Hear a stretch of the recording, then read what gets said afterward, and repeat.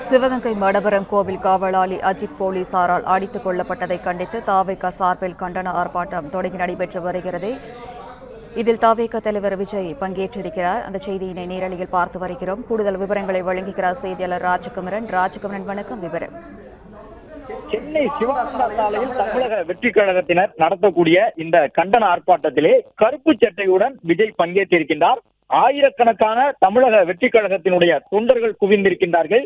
எங்களுக்கு தேவை சாரி அல்ல நீதி என்று குறிப்பிட்டு தாவேகா தலைவர் விஜய் தன்னுடைய கையிலே அந்த பதாகையை உயர்த்தி பிடித்த பிறகு அவருக்கு முன்பாக இருக்கக்கூடிய தமிழக வெற்றி கழகத்தினுடைய இளம் தொண்டர்களும் தொடர்ந்து சாரி வேண்டாம் நீதி வேண்டும் என்று குறிப்பிட்டு தங்களுடைய முழக்கங்களை எழுப்பி வருகின்றார்கள். தமிழக வெற்றி கழகம் நடத்தக்கூடிய இந்த கண்டன ஆர்ப்பாட்டத்தை பொறுத்தவரை அண்மையில் சிவகங்கை மாவட்டம் மடப்புறத்தில் இருக்கக்கூடிய பிரபலமான பத்ரகாளி அம்மன் கோவிலிலே கோவில் காவலராக இருந்த அஜித்குமார் என்ற ஒரு இளைஞரை காவல்துறையினர் 5-6 பேர் சேர்ந்து விசாரணை என்ற பெயரிலே உரிய நடைமுறைகளை பின்பற்றாமல் தனியாக அழைத்து சென்று அடித்து கொலை செய்திருந்தார்கள். பல ஆண்டு காலமாக, அதாவது குறிப்பாக கடந்த 4 ஆண்டுகளாக தமிழகம் முழுவதும் ஏறக்குறைய 24 பேர் காவல்துறையினரால் விசாரணை என்ற பெயரில் அடித்து கொல்லப்பட்டிருப்பதாக தமிழகத்திலே ஒரு கொதிப்பான சூழல் எழுந்திருந்தது. ஜெயராஜ் பெனிக்ஸ் உட்பட பல்வேறு முக்கிய நபர்கள் அந்த தொடங்கி கடந்த ஒரு 5-6 ஆண்டுகளுக்குள் இதுபோன்று பலரும் உயிரிழந்திருக்கக்கூடிய சூழ்நிலையில்தான் தமிழக வெற்றி கழகம் இந்த பிரச்சனையை கையில் எடுத்திருக்கின்றது. காவல்துறையினர் விசாரணையின் பொழுது தாக்குவதால் இறந்து போயிருக்கக்கூடிய ஏறக்குறைய 24 பேருக்கும் உரிய நீதி கிடைக்க வேண்டும்.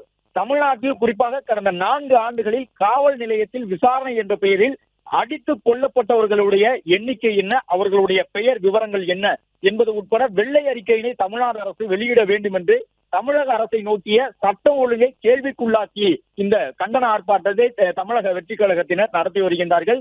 நேற்றைய தினம் தாவேகா தலைவர் விஜய் ஏறக்குறைய 24 குடும்பங்கள் காவல் நிலையத்தில் விசாரணை என்ற பெயரில் அடித்துக் கொல்லப்பட்டவர்களுடைய குடும்பத்தினருக்கு தமிழக வெற்றி கழகம் சார்பில் அழைப்பு விடுக்கப்பட்டிருந்தது. அதில் 18 குடும்பத்தை சார்ந்தவர்கள் வருகை தந்து விஜயை சந்தித்திருந்தார்கள். அவர்களிடம் விஜய், உங்கள் குடும்பத்தில் யாரை நீங்கள் இழந்திருக்கின்றீர்கள், எந்த புகாருக்காக அவர்கள் அழைத்து சென்று அடித்து துன்புறுத்தி கொலை செய்திருந்தார்கள் என்பதை எல்லாம் கேட்டு அறிந்திருந்தார். அது மட்டுமல்லாமல் ஏறக்குறைய 25,000 ரூபாய் ஒவ்வொரு குடும்பத்தினருக்கும் தமிழக வெற்றி கழகத்தின் சார்பில் இழப்பீடாக விஜய் நேற்றைய தினம் வழங்கியிருந்தார். அதோடு சேர்த்து வழக்கறிஞர்களையும் உங்களுக்கு வழங்குகின்றோம், அவர்கள் மூலமாக அந்த வழக்கின் விசாரணையை நீங்கள் பார்த்துக் கொள்ளலாம், அனைத்து சட்ட உதவிகளும் இலவசமாக வழங்கப்படும் என்று தாவேகா தலைவர் விஜய் கூறியிருந்தார்.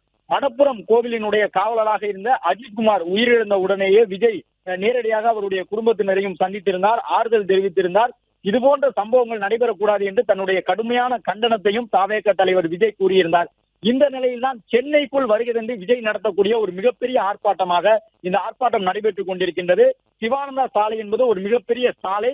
அந்த சாலையில் முழுவதுமாக போக்குவரத்தை நிறுத்தி இருந்தும் கூட அங்கிருக்கக்கூடிய மதில் சுவர் மரங்களின் மீது ஏறி அமர்ந்து கொண்டு இந்த கண்டன ஆர்ப்பாட்டத்தை பங்கேற்கக்கூடிய விதமாக ஆயிரக்கணக்கான தொண்டர்கள் வருகை தந்திருக்கின்றார்கள். தமிழகத்தின் பல்வேறு இடங்களில் இருந்தும் தாவேகாவினருடைய வாகனங்கள் வழிமறிக்கப்பட்டன. தாவேகாவினர் உரிய அனுமதி இல்லை, நீங்கள் கண்டன ஆர்ப்பாட்டத்திலே பங்கேற்க கூடாது என்று வழிமறித்து கைது செய்யப்பட்டார்கள் என்றெல்லாம் தமிழக வெற்றி கழகத்தினுடைய பொதுச் செயலாளர் உள்ளிட்டவர்கள் காலை முதல் குற்றம் சாட்டி வருகின்றார்கள். அதையும் கடந்த ஆயிரக்கணக்கான தமிழக வெற்றி கழகத்தினுடைய தொண்டர்கள் தற்பொழுது திரண்டிருக்கின்றார்கள். தமிழக அரசுக்கு எதிராக தங்களுடைய முழக்கங்களை அவர்கள் எழுப்பி வருவதை பார்க்க முடிகின்றது.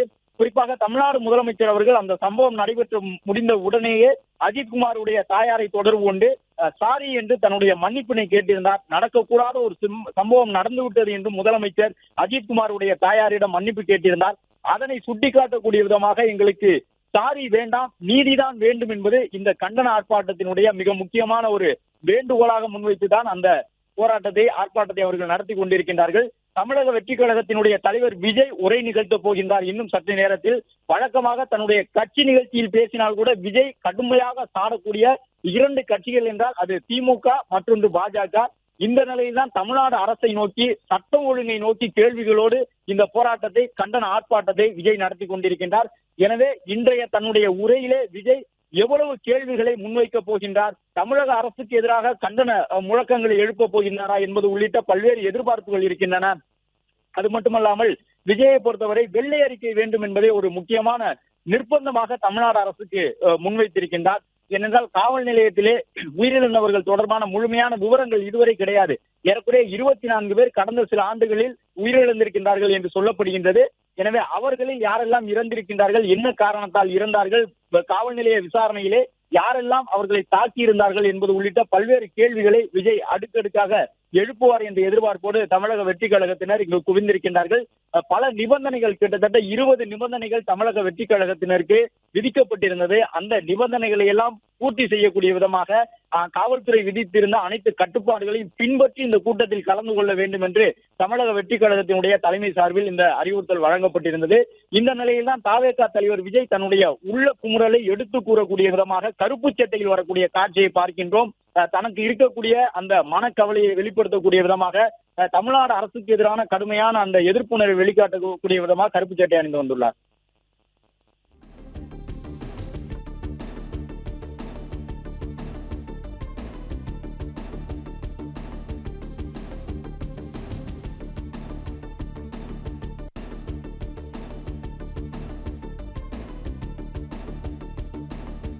பிளே ஸ்டோர் மற்றும் ஆப் ஸ்டோரில் இருந்து பாலிமர் செயலியை QR கோடு மூலம் பதிவிறக்கம் செய்யுங்கள்.